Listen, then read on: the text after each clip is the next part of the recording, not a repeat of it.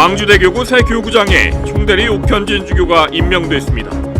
옥현진 신임 광주대교구장은 주님께 기도하며 하나님 나라 건설을 향해 교구민과 함께 걸어가겠다고 밝혔습니다. 임명 발표 현장과 발자취를 보도합니다. 프란치스코 교황이 우크라이나 전쟁 종식을 위해 중재에 나설 수 있다는 의지를 다시 한번 나타냈습니다. 교황청 국무원장 피에트로 파롤린 추기경도 이러한 움직임이 있다는 것을 시사했습니다.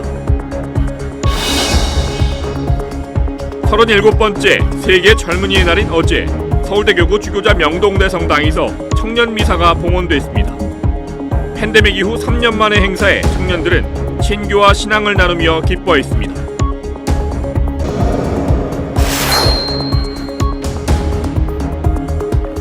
시청자 여러분 안녕하십니까? 11월 21일 월요일 CPBC 뉴스입니다. 광주대교구에 새 교구장이 탄생했습니다. 광주대교구 총대리 옥현진 보좌주교가 제10대 교구장으로 임명됐습니다. 옥현진 신임 광주대교구장은 주님의 도우심을 믿고 기도하며 하느님 나라 건설을 향해 교구민과 함께 걸어가겠다고 밝혔습니다. 임명 발표 현장을 윤재선 기자가 취재했습니다. 새 교구장 임명 소식이 전해지자 전임 교구장 김희중 대주교가 옥현진 대주교에게 축하의 꽃다발을 건넵니다. 옥현진 대주교 역시 감사와 존경의 뜻을 담아 김 대주교에게 답례의 꽃다발을 전합니다. 프란치스코 교황은 우리 시각으로 지난 19일 저녁 8시 광주대교구 총대리 옥현진 보좌주교를 신임 광주대교구장에 임명했다고 주한교황대사관이 발표했습니다. 옥현진 시몬주교는 광주대교구장 임명과 동시에 대주교로 승품됐습니다. 옥현진 대주교는 하느님께 먼저 감사드린다며 한 사람 한 사람이 걸으면 길이 된다는 중국의 대문호 루신의 말을 인용하며 임명 소감을 밝혔습니다.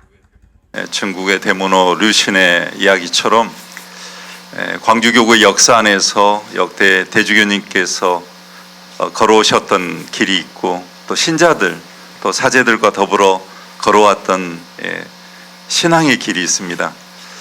저도 그 길을 한 걸음 한 걸음 걸어 나가게 될 것입니다. 무엇보다 프란치스코 교황이 제시한 함께 걷는 교회의 여정, 시노달리타스 정신을 실현해 나가는 교구가 되기를 희망했습니다. 이를 위해 그동안 교구민 지역민과 함께해온 가난한 이들에 대한 관심과 나눔, 인권 수호와 평화의 다리 역할을 하느님 안에서 계속 찾아나가며 지혜를 모으자고 요청했습니다. 혼란스러운 상황에서 신자들에게 그래도 하느님 안에서 우리의 길을 또 우리 신앙의 길을 찾으면서 평화와 또 분명한 어떤 인생길을 찾아가자고 이렇게 말씀드리고 싶고, 전임 교구장 김희중 대주교는 교구청 내 대성당에서 봉헌된 임명 감사미사 강론에서 새 교구장으로 임명된 옥현진 대주교를 위해 아낌없는 기도와 협력을 요청했습니다. 저에게 힘을 실어주셨던 그 기도와 협력을 몇 배를 더 옥현진 시몬 교구장 대주교님에게 실어주시기를 간곡히 부탁드리며, 무엇보다도 우리 교구에 베풀어 주신 하나님의 큰 선물, 큰 은혜에 감사드리며 더욱 신앙생활에 열정을 바치기로 다짐합시다. 감사미사에는 8대 교구장 최창무 대주교를 비롯해 교구 사제들과 평협 임원들이 함께했습니다. 미사 중에는 평신도를 대표해 교구 평신도 사도직협의회 윤관식 미카엘 부회장과 여성연회 정은희 글라라 회장이 신임 교구장 옥현진 대주교에게 축하의 꽃다발을 전했습니다. 신임 광주대교구장 착자식은 오는 30일 오후 2시 임동 주교자 성당에서 봉헌됩니다. CPBC 윤재선입니다. 옥현진 대주교는 주변 사람들에게 따뜻하고 늘 한결같은 목자입니다.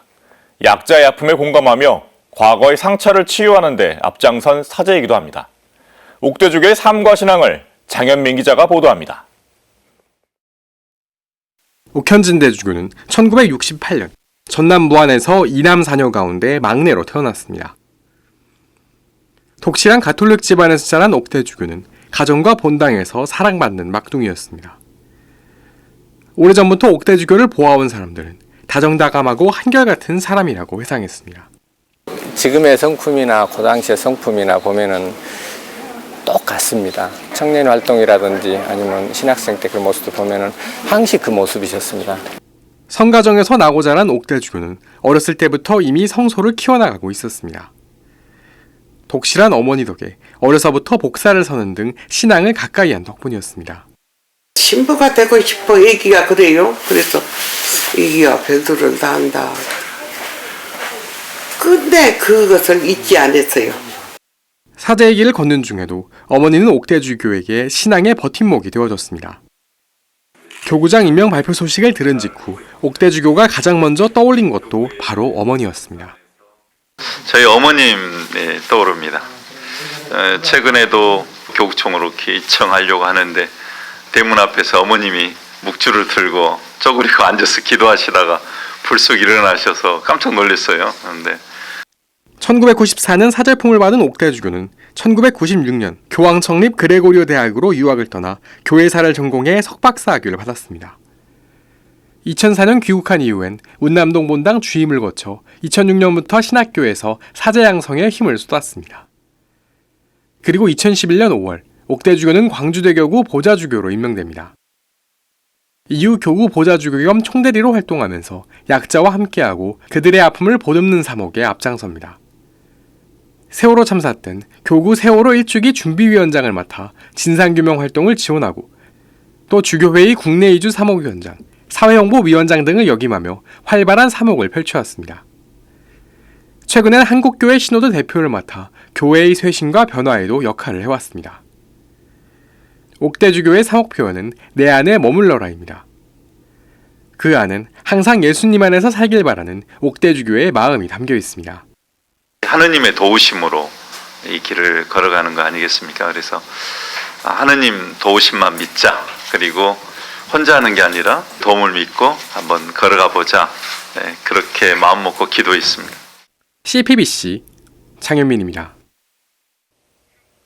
프란치스코 교황이 우크라이나 전쟁을 끝내기 위해 중재에 나설 수 있다는 의지를 또다시 나타냈습니다. 교황청 국무원장 피에트로 파롤린 추기경도 바티칸의 물밑 움직임이 있다는 것을 시사했습니다. 맹영균 기자가 보도합니다.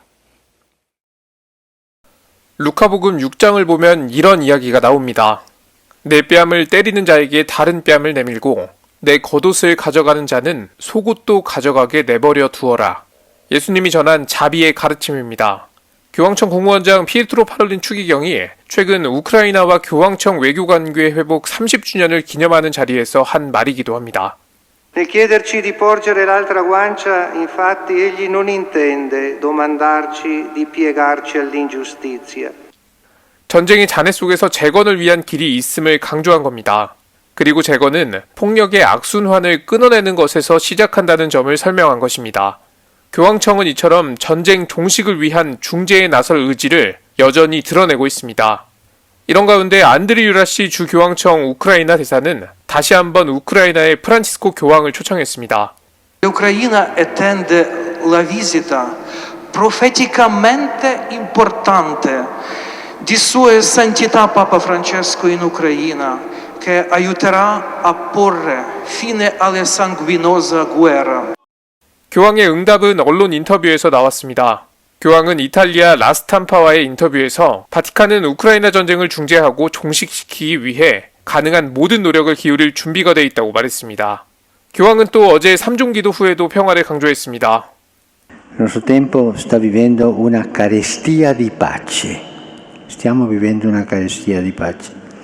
Pensiamo a tanti luoghi del mondo flagellati dalla guerra, in particolare alla martoriata Ucraina.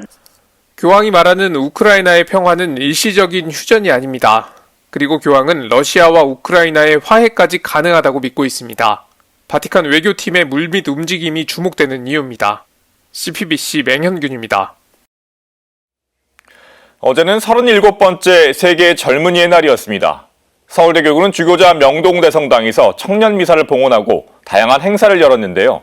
팬데믹 이후 오랜만에 열린 행사에 청년들은 즐거운 분위기 속에서 친교와 신앙을 나눴습니다. 김영준 기자입니다. 서울대교구 주교자 명동대성당 마당이 모처럼 많은 청년들로 북적입니다. 제37차 세계 젊은이의 날을 맞은 어제 서울대교구가 청년미사와 행사를 열었습니다. 미사 전 마당에는 청년단체들의 부스가 세워졌습니다. 청년 성서모임부터 청년부, 청년 꾸르실료, 그리고 대학교 사목부까지 단체들은 저마다의 프로그램을 마련해 청년들과 함께 소통했습니다. 프로그램을 준비해서 조금 우리가 뭔가 청년들을 위해서 이런 거를 하고 있고 여러분들을 위해서 이렇게 하고 있으니까 관심을 많이 가져달라는 의미에서 이번에 이런 미사를 준비를 하게 되었고요. 코로나19로 3년 만에 열린 교구 행사에 청년들의 반응도 뜨거웠습니다. 청소 모임에서 말씀을 가지고 이제 키링을 만드는 작업을 했는데 그걸 하면서 또 사람들과 같이 이야기 나누면서 또 즐겁게 활동을 해서 오늘 이 자리에 온 거를 굉장히 잘했다라고. 명동대성당 성모동산 앞에는 야외 고해소가 차려졌습니다. 고해성사는 사목 현장에서 청년들과 호흡하는 청소년국 사제들이 함께했습니다. 저한테 되게 필요한 말씀을 또 해주셔서 저를 사랑해 주시는 그 하느님의 사랑 다시 한번 좀 되새길 수 있었고. 행사의 하이라이트는 청년미사. 대성전을 가득 메운 청년들은 전래곡에 맞춰 율동을 하며 하느님을 찬미했습니다. 미사를 주례한 서울대교구 청소년 담당 교구장들이 유경촌 주교는 마리아는 일어나 서둘러 길을 떠났다라는 프란치스코 교황의 세계 젊은이의 날 담화의 성구를 언급했습니다. 그리스도를 잉태했다는 사실을 알고 난 후에도 순수한 열정으로 엘리사벳을 찾아간 성모님처럼 청년들이 하느님 부르심에 응답해 이웃과 함께하길 권고했습니다. 이어 젊은이들을 위해 교회가 더 많은 노력을 기울여야 한다고 말했습니다. 청년들의 목소리가 어디에 이렇게 반영되고 있는가, 목소리를 낼 수 있는가, 앞으로 우리 교구에서 젊은이들의 자리를 더 많이 만들고 여러분의 목소리에 더 많이 귀를 기울여야 하겠다. CPBC 김영준입니다. 요즘 청년들 가운데에는 홀로 사는 1인 가구 청년이 상당합니다. 세계 젊은이의 날을 맞아 1인 가구 청년 사목방안 세미나가 열렸습니다. 우리 교회 공동체가 청년들을 위해 어떻게 사목적 활동을 펼쳐야 하는지 심도 깊은 논의가 오갔습니다. 김현정 기자가 보도합니다. 성당은 특히나 아픈 사람들이 옵니다. 마음이 아픈 사람들. 저도 그랬고요. 누군가에게 상처받고 오시는 분들이 많기 때문에 그거를 드러내기가 어렵습니다. 2020년 기준 서울시의 1인 가구는 139만 명, 전체 가구 대비 34.9%이고 전체 1인 가구의 48.9%가 청년 세대입니다. 앞으로도 혼자 사는 가구는 점차 늘어날 것으로 전망됩니다. 그런데 이렇게 혼자 사는 청년들이 많은데도 요즘 성당에서 청년들 보기가 참 어렵습니다. 교회에서 청년 활동이 점차 침체돼 가는 건 한국 교회의 전반적인 현상이라 할 수 있습니다. 한국가톨릭문화연구원과 서울 상봉동 본당이 어제 개최한 1인 가구 청년 사목방안 세미나에서는 혼자 사는 청년들의 종교활동 참여에 대해 짚었습니다. 비록 서울 중랑구에 거주하는 청년 대상이지만 혼자 사는 청년들이 주말이나 휴일, 여가 시간에 종교활동에 참여하는 비율은 14.8%에 그쳤습니다. 최근 2년 동안 정기적인 종교활동에 참여했다는 응답자는 9.5%에 불과했습니다. 여가 시간 대부분은 TV나 OTT 시청 또는 게임이나 인터넷을 하며 보냈습니다. 그만큼 그 인구도 줄었고 젊은이 숫자도 줄었지만 또 성당에 나와서 의미 있는 그런 신앙생활을 활동할 수 있는 그런 어떤 여건을 우리 교회 공동체가 마련해주고 있는가, 또 그런 사목적 관심을 사목자들을 비롯해서 모두가 함께 이렇게 그런 공감대를 갖고 있는가. 그나마 희망은 청년들의 종교 호감도에서 천주교가 59.2%로 가장 높았다는 점입니다. 각 본당이 청년들에게 조금 더 관심을 기울이고 맞춤형 사목에 노력한다면 청년들을 다시 성당에서 볼 수 있다는 가능성이 남아있다는 의미입니다. 세미나에서는 청년들을 위한 식사 나눔을 비롯해 성당 공간의 활용과 같은 여러 방안이 논의됐습니다. 사랑이 개종의 수단이 돼서는 안 된다. 사랑은 조건 없이 줘야 하는 거지. 굉장히 심플한 프로그램을 가지고서 플랫폼 역할을 해야 된다. 젊은이들에게는 뭐가 필요하냐? 동반이 필요하다. 아주 작게 정말 그러면서 정말 서로 인간적인 관계 속에서 이게 그 마음을 열고. CPBC 김현정입니다. 이상으로 뉴스를 마칩니다. 시청해주신 여러분 고맙습니다.